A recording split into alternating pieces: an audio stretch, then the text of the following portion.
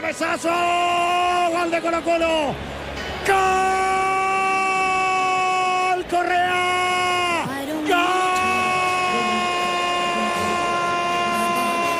Grítalo si eres salvo. Grítalo si eres salvo. Grítalo si eres salvo. Aparece Correa, señoras y señores, celebrando con brazos cruzados, mirando la tribuna. En 7 minutos de este segundo tiempo faltaba este gol para Correa en un superclásico, para abrazarse de esta forma, para abrazarse con sus compañeros, para celebrarlo. Lo felicita también Arturo Vidal. 7 del segundo tiempo. El cacique no tiene piedad, no tiene compasión. Aquí está el líder, aquí está el puntero. Correa de cabeza, un testazo y la pelota como que va pidiéndole permiso a Castellón para abrazarse con el techo de Piolas. 2-1 para el Albo, para el cacique, para el eterno campeón. Lunes feliz para el que ha sabido ser campeón. Colo-Colo y Guayax. Si los hinchas quieren trofeos, que tomen la camiseta azul, la metan en un balde con cloro para blanquearla y se vayan a Colo-Colo. Grande mi Colo-Colo. Quiero revisar la autenticidad de ese audio, ¿eh? Inteligencia artificial. Chupete, te quiero revisar. Quiero el archivo, quiero la fecha. Colo-Colo muy grande. Tibia y peroné eso. No, pero está bien. Eso fue acá. Ahora, como la vieja canción de ABBA, el ganador se queda con todo. Y aquí están los tenores para analizar el clásico 200 en la historia del fútbol chileno. Triunfo de Colo-Colo, 13 puntos de distancia. Danilo Díaz, su lectura del partido. ¿Qué quiso hacer Gago en ese primer tiempo que aún no lo entiende el hincha azul? Lo primero es que Chupete asuma y ponga el tema que tiene que poner.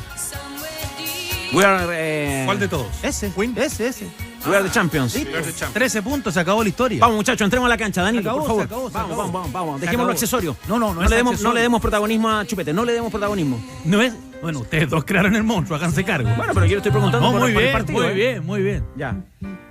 Yo creo que ayer Colo-Colo, lo hablaba con un colega hincha colocolino anoche, tarde, Ya. y me decía lo que muchas veces hablábamos. Colo-Colo es un equipo serio, muy serio, con volantes muy serios, que están en las dos, que juegan, pero también presionan y cuando hay que cortar, cortan. Yo creo que en el podio del campeonato está Víctor Felipe Méndez, que es una recuperación para el fútbol chileno. Álvaro Madrid, desde que se estrenó con Colo-Colo, cuando empezó a ingresar en los segundos tiempos, él llega ya con el campeonato iniciado, no le pesó en ningún momento la camiseta de Colo-Colo. Él venía de Everton, era el capitán. Y tiene un jugador diferente como Correa, porque Correa es un 9-10. El primer campanazo del partido, el partido era parejo, el clásico, el típico partido clásico con el público gritando, hinchando, Colo-Colo ahí viendo por dónde iba la mano, se empieza a romper en el minuto 12 cuando entra Pastrán por el calle, que fue un problema sin solución, ingresó por el callejón del win izquierdo hacia adentro y le mete esa pelota a Correa. Claro, es más antiguo yo para eso.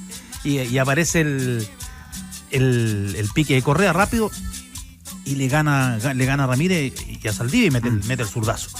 Y ahí ya fue el anuncio. Y de ahí, si uno empieza a ver después del partido, lo revisa, siempre los jugadores de la U corriendo primero hacia su arco. Siempre había superioridad numérica en los jugadores de Colo-Colo. Y lo que hizo Colo-Colo, que es muy importante, lo veíamos muchas veces en el Mundial cuando los equipos superaban a otros, es que los partían. Y ayer lo que hizo Colo-Colo fue que partió a la U. Y también lo hablaba con un colega muy conocedor de Universidad de Chile, de los jugadores, con confianza con los jugadores. Charles Arangue jugando más adelantado, porque jugó más arriba de lo que habitualmente juega, le cuesta. Y además no solamente que le cuesta, no se siente cómodo y no le gusta. Se notaron los 10 puntos que habían en la tabla, ahora son 13, se notó la diferencia de plantel. Leo Urgueño, ¿por dónde pasó la superioridad y el triunfo de Colo-Colo? Yo creo que la lectura de Ortiz posterior, que es la que fuimos haciendo durante la transmisión con el Tigre y con Danilo, fue clara. Cuando ve la formación de la U, digamos, ya la ve en la planilla, pero después la ve en cancha, que la U le había cambiado, le había movido las piezas. Colo-Colo ayer rompió el cuadrado de la mitad de la cancha, porque Hernández y Pastrán jugaron de falsos extremos. Más puntero Hernández que Pastrán. Pastrán, para decirlo a la antigua, jugaba en una posición de entre 11 y 10, porque no era pegado a la raya y era hacia adentro para jugar entre Ormazábal y Saldivia. Pero para mí lo clave fue cuando Vidal empieza jugando, arranca en la mitad, vuelve atrás y ya después se instala como volante central. ¿Por qué digo esto? Porque ahí en esa zona empezó a generar superioridad Colo-Colo. Empezó a ganar la mitad de la cancha con cantidad de jugadores. O sea, cantidad y sumémosle eso la calidad de los jugadores que tenía en la mitad de la cancha.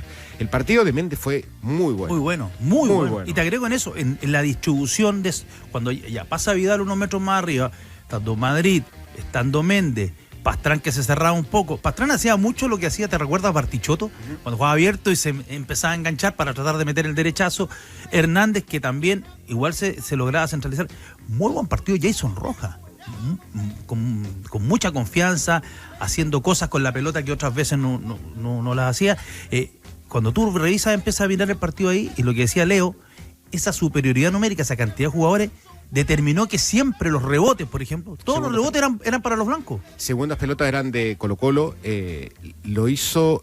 logró que fuera demasiado impreciso en la mitad de la cancha la U, porque lo que hizo, la intención de Gago era justamente poblarle la mitad de la cancha.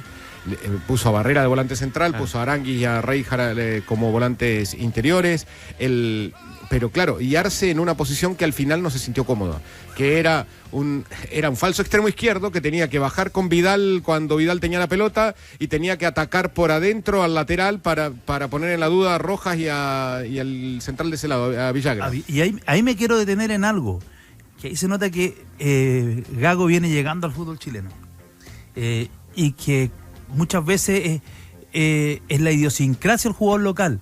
Es cuando se habla, lo hablábamos alguna vez en el café con Igor Ochoa, la profundidad del fútbol chileno, que fue lo que le complicó también a Gareca. Un entrenador argentino, y le pasó, por ejemplo, nos comentaba en algún momento nuestro buen amigo Juan Esteban Belli, que hoy día trabaja en la NFP, cuando él estaba era jefe de comunicación en Colo-Colo, y lo hablaba con Diego Caña. Un entrenador argentino le dice al jugador argentino que viene de chico, con ese nivel de exigencia y competencia, que son jugadores muy tácticos, vas a hacer esto, vas a jugar así. Y un jugador argentino podrá hacerlo mal, bien o regular, pero lo entiende, lo hace. Es capaz de hacer ese trabajo táctico que le encomienda el entrenador. El jugador chileno, con algunas excepciones, algunas muy notables, por ejemplo el Ligua Puebla en su momento, que juega de todo. Pero al jugador chileno le cuesta cuando lo sacan de esa zona donde él se siente cómodo y donde él cree que rinde. Cuando le dice, va a jugar, va a hacer otra cosa, y no es de ahora. Y no es un defecto, uno podría decir que es un defecto, pero es una característica, forma parte de nuestra idiosincrasia. Y ahí se le enredó a Arce. Igualmente la lectura del entrenador tiene que saber qué es lo que le puede dar y qué es lo que no le puede dar. Y en ese no le puede dar. Ayer Arce lo marcó muchas veces el Tigre en la transmisión, estaba bastante perdido en la cancha, sin hacer ninguna de las dos funciones, o sea, sin poder tapar la salida de Vidal y sin tampoco poder atacar o ser el cuarto volante para generar esa superioridad que pretendía Gago. Y ahí ganó Colo-Colo. Yo antes del empate, del penal de Aranguis, en la transmisión digo, lo mejor que le puede pasar a la U es que termine 1-0 solamente este primer tiempo. Y se llevó tremendo premio. Porque la superioridad de... habían 2 goles de diferencia, diría yo, por el primer tiempo. Acá estaba contando, le pedí el lápiz a Rodrigo para contar la por lo menos 7. 9 en el primer tiempo. 9. Ahora, claras son 3. Claro. ¿Sabéis que sí, nítidas son el compacto después? Y sabéis que son todas muy, muy cerca, o sea, atravesando. Y después comienza el segundo tiempo y parece que la U tiene un segundo aire y parece que la U puede hacerlo, pero en el mejor momento de Colo-Colo llega el empate de la U y en el mejor momento de la U llega el 2-1 de Correa. Claro, si tú haces como un desagregado del partido y dices cuánto del partido lo dominó Colo-Colo, yo creo que más de 2/3, ¿ah? O sea, no sé, 70 minutos para Colo-Colo, 20 para la U. Ese inicio, que además fue un poco de oxígeno gratis, ¿no? Producto del penal y probablemente de una charla técnica donde también hubo algún estímulo a la U, porque la U pasaba por encima en los primeros 45, y el fútbol tiene estas cosas, o sea, porque imagínate un partido que pudo haber terminado 2-0 para Colo-Colo, y que lo lógico era que hubiera acabado 1-0 al término de los 45, casi se transforma en un 2-1 a favor de la U, si es que se producía el gol de Rangel. ¿Qué hubiera pasado ahí, digamos? ¿Ah? No sabemos. Estaríamos comentando un triunfo de la U, un empate tal vez, ¿te das cuenta? Pero entonces, yo creo que lo que tú dices, Rodrigo, tiene esas particularidades. Yo creo que la U fue superior 5 minutos en el segundo tiempo. Pues se niveló. 5 minutos en el segundo tiempo. El gol es a los 7. Claro, 5 minutos en el segundo tiempo. Digamos que en los 10 minutos iniciales del primer tiempo fue como round de estudio, nos acomodamos. Pero en el segundo tiempo, incluso después del gol, nunca la U fue superior a Colo-Colo. Una cosa es que haya ido, una cosa es que haya intentado, pero otra cosa es quién tenía el control del juego. Vamos y el a los control detalles. del juego lo tuvo siempre Colo-Colo. Vamos a los detalles, Leo Burgueño. El gol de Colo-Colo, el cabezazo de Correa, ¿pudo haber hecho más Castellón? Lo agarra, para mí lo agarra caminando para el otro lado. Ahí justo lo están dando en este momento. Lo agarra dando el paso para el otro lado. Yo Eso creo es que hay una más defen- responsabilidad. ¿Ya? Yo creo que hay más responsabilidad de los defensas en cómo aparece solo Correa. Mira, ahí lo están dando. Hay 3 jugadores, 3 camisetas blancas y no hay nadie marcando. Pero Se hunden- espérate, pero ese- se hunden todos. Y la pantalla de Hernández. Pero tu pregunta alude al primer gol o al segundo. Al segundo. Por allá, porque el Correa. primero también es revisable. También creo que discutamos el primero, que nace un córner. Es que yendo por orden, el Vamos. primero también es revisable. ¿Por qué? Porque se ha instalado en el medio, y sobre todo en los comentarios de mucha gente, de que Castellano es un arquero que juega debajo de los tubos, ¿no? O sea, que Lo no- dijo Vargas el otro día. Claro, que no y que sabe. es verdad. Como la mayoría de los arqueros del mundo. Toda la razón. Bueno, el punto es que en el gol en particular en el primer gol de Colo-Colo, De Madrid, el tacazo. exactamente, en el tacazo, él no tenía cómo ir a esa. Además, peinada, po. La peinada Correa. Claro, la peinada no te tenía cómo mata. llegar Pero, ahí, digamos. pero ¿quién pierde la marca en esa jugada? La peinada es de Correa, ¿no? La peinada es de Correa. Sí.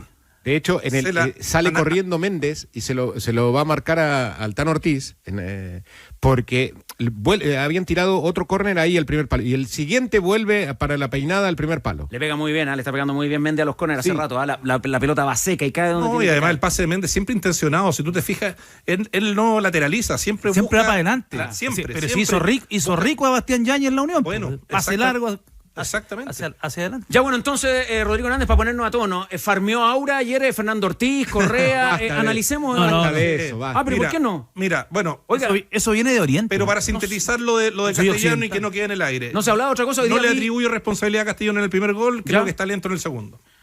Para mí en el segundo lo liquida el bote. Para mí el segundo es completo de Lichnowsky. Completo en la jugada inicial. Oiga, y la explicación que da bien, Gago, bueno. la justificación que da Gago en la conferencia de por qué ingresa Igor, le llamó la atención para Danilo. dar, sí, me llamó la atención para darle carácter al equipo, temperamento. O sea, lo que está viajamos el diciendo, avión, Golpe anímico. lo que está diciendo es que no había nadie que gritara, nadie que mandara. Ahora, se acomoda un poquito, se acomoda Es fallo del con segundo. el Para mí con entero. con la línea de 3 en el inicio del segundo tiempo. Yo creo que se vio mejor en el inicio del segundo tiempo, que fueron los mejores momentos de la U, Esos con 5 esa línea de iniciales, 3 claro. y con Ormazábal y Morales ya de digamos de carrileros, que era una formación como la de Colo-Colo. O sea, era Cuadrado en la mitad de la cancha, 2 carrileros, Cuadrado y un 9.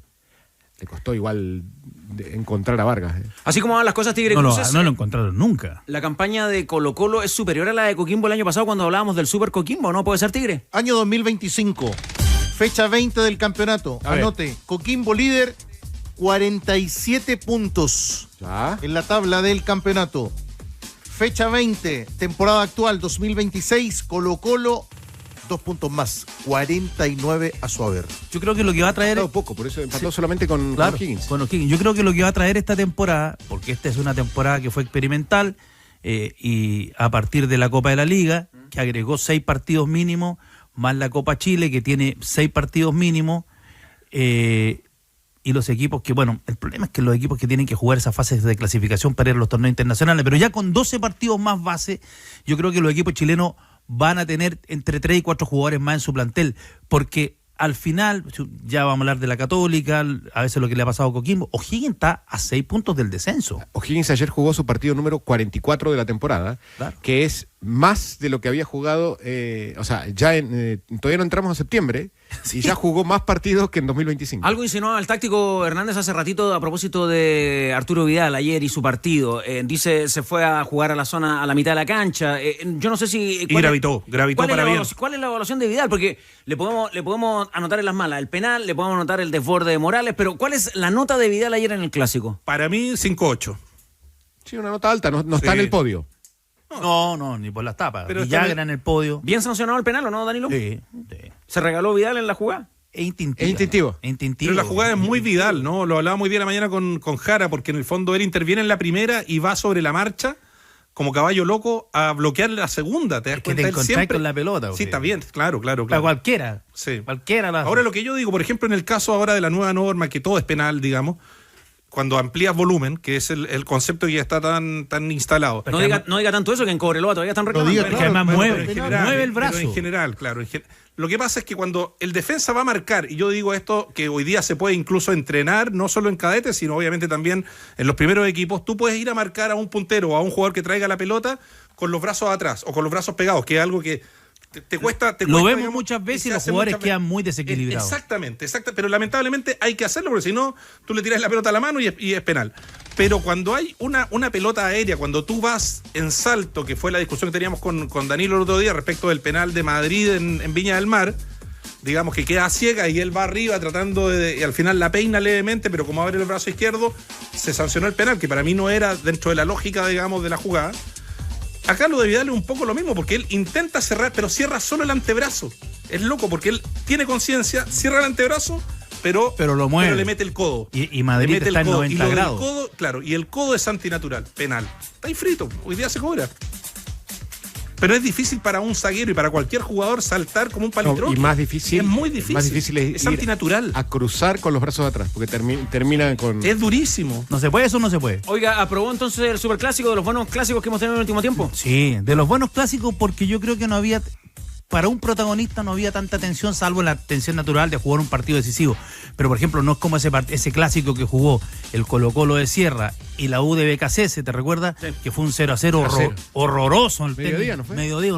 Claro, los dos venían apretados. ¿Ayudó para el partido? ¿Cómo estaba la cancha en Nacional? Eso te iba a decir. En muy buenas condiciones. Muy buenas condiciones. Incluso se coordina además en la previa que los arqueros no hacen el trabajo en el área, que es el lugar que está un poco más gastado, sino que se emplea y se utiliza, se dispone de un arco extra en las orillas cerca del córner para que trabajen ahí. Muy buenas condiciones, corría muy bien la pelota ayer en el Nacional. Estimados, este miércoles hay Liga de Primera con Coquimbo versus Católica en el Sánchez Rumoroso, dos equipos golpeados por la Libertadores. Me juego 10 lucas por un empate este miércoles, con lo cual nos llevaríamos 26.500 pesos. Recuerden, Polla Experto es la casa de las experiencias. Los primeros de la tabla marcamos a Colo-Colo, que tiene 49 puntos, el Cacique, la U con 36, es el segundo en discusión, ahora tercero, con ese gol sobre la hora, Palestino, el Tino 33, Ñublense 32 tras la victoria en la Católica, y la UC se queda en el quinto lugar con 30. Atención, tenores, que hay que pasar agosto y solo hasta el 31. Conoce la venta secreta de Fotón. Entra a ventasecreta.cl. Hay precios únicos, hay irrepetibles para que renueves tu vehículo hoy mismo. No te quedes fuera. Entra ya a ventasecreta.cl y encuentra tu Fotón. Apúrate. ¿Le gustó el ambiente del estadio ahí en el Estadio Nacional? ¿Lo disfrutó, tenor táctico? Sí, me fui, mire.